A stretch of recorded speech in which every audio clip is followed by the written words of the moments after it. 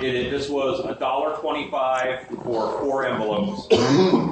And to measure it out, I normally just use like a Dixie cup, and I filled it to that bottom line, just a plastic cup.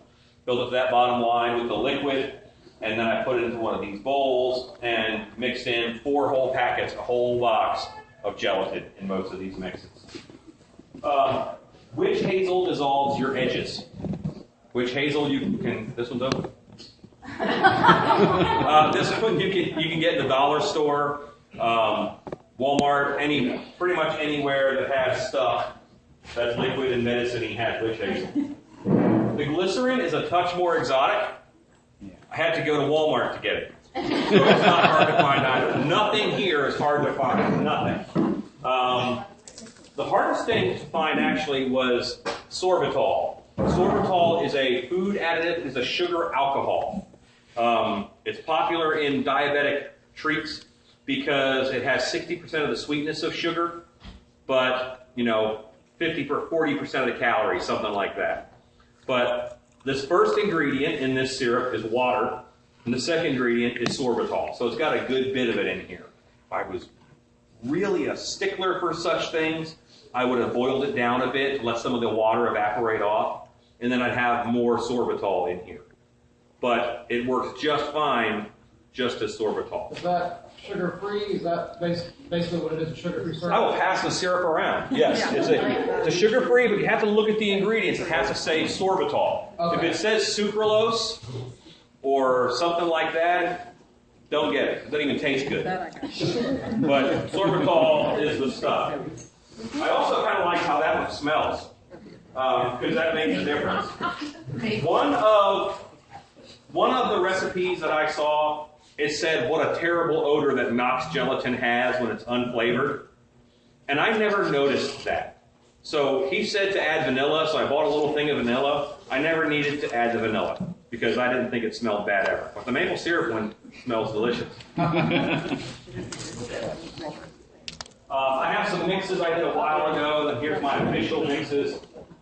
But basically, all of these, I cannot take the lids off and pass them around. I won't know which one is which. So, but all of these are just like that ear. Where's the ear at now? Has it made it almost all the way around? All right. But all of these are stabilized gelatin. They have just a little bit of tack, but they're fine to put on skin. My hope, every time I mix them, by the way, I use a little bit of oil paint. This is just a flesh-colored oil paint. And a little bit, I didn't like just this color, I added a little bit of yellow food color. And that's all that I did. I'm going to mix a batch in front of you, of course. But I want to do some makeups really quick. Do some quick cuts and things with one of the gelatin mixes. My mixing that I did sorbitol and glycerin. This is the standard recipe for gelatin makeup. All right? I added, this is glycerin and pectin. Pectin is what they use to make jams and jellies. And honestly, my wife makes jelly, and I looked over, and there was some pectin. I'm like, I'll throw that in there and see what happens. And it also works very well. This one here is glycerin only. It is the most tacky of all of them to feel. All right, and they're all going to look exactly the same. So I'm showing you the same thing over and over again. The color's a little bit different because, if there's a different amount, I kept trying to get the color right. This person is sick. This one is glycerin plus glue. And the glue is one of my favorite things to mess around with. This clear school glue. That's what that ear is. That ear I put in the microwave. I put the stuff in the microwave for 30 seconds. I poured it into that plaster mold. I pulled it out in 5 minutes. It's got good stretch to it, so it'll work in any prosthetic mold. And if we're going to make a prosthetic mold in a later demo, remind me and I'll bust back out the gelatin and I'll do a gelatin pour of it also, just so we can. But this is glycerin and glue, meaning 50% glycerin, 50% glue as the liquid ingredients. After the workshop, probably tonight, I'm going to send out all of the recipes. Okay, everything is written down. But if I give you papers now, they stay behind, and it's hard to keep up with. But if I give it to you tonight in email, I've done that before at other workshops too. I'll send you out all the recipes. Glycerin and glue. I've never messed with this one. This is just glue. Okay, all I used was this clear glue. I mixed it up last night. Okay, and gelatin. And it's pretty neat. It's kind of solid. So, it doesn't smell as good as the maple syrup one. But would you say that this smells bad? No, but it doesn't smell pleasant, right? Yeah. So it's not bad. I don't think you need to add vanilla to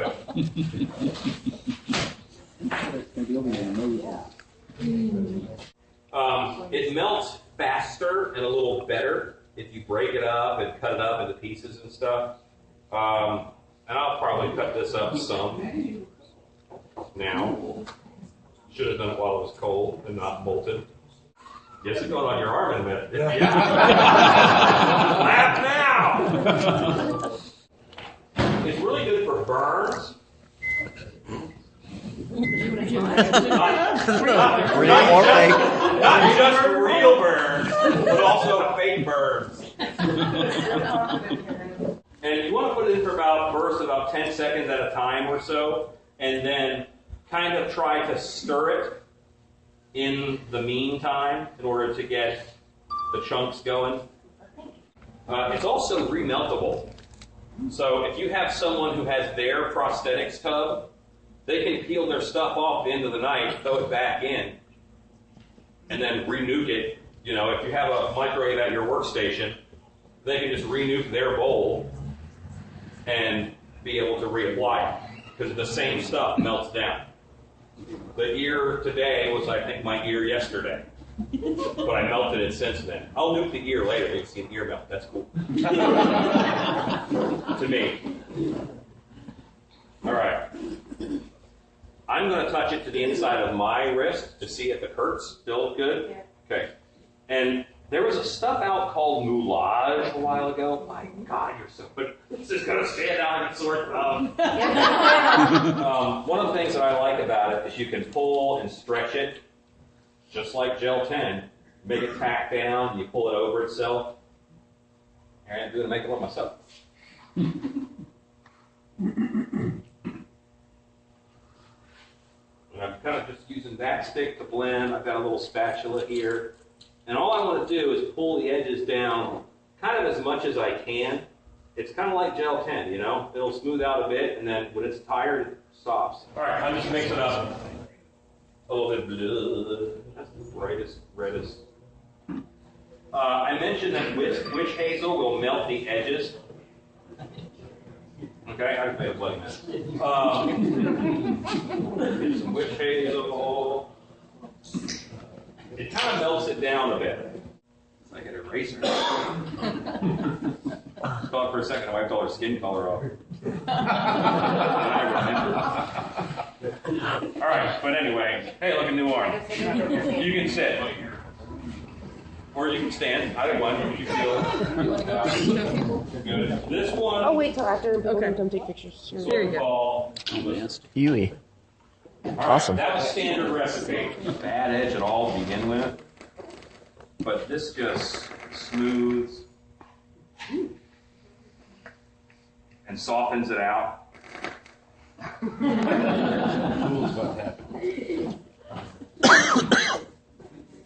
And just there's a little nub sticking up right here. I can just hit that with witch hazel until it smooths right out. Okay, so go show people your arm pre-blood, and imagine I had known the skin tone I was dealing with. Go ahead and show me your arm again. I'm so Italian. All right, it's something to play with. Oh, let me do this. I'm giving you an idea, and I started playing with this 2 days ago. because I announced I was teaching a class on it. It's something that I wanted to learn. We're learning together. But it's definitely worth experimenting. I will keep gelatin on hand. If not just for little props, you know. This is neat. Not water soluble? Not really. We had some underwater for a while, and it held its shape. It swelled a little bit, but it was still in good shape this morning.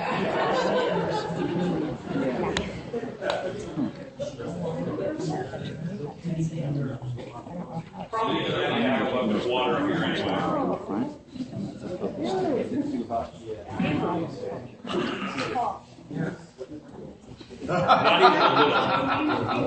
Not even a little bit. So 2 nights ago, I was mixing up batches, and I took a popsicle stick and I just did some scars on my arm. Well, I cleaned up all these other scars, and I left one on there. I peeled it off when I got to work the next day. So it held up really well. You went to bed with that on your arm? I did. I didn't tell anybody. Because that would have been weird.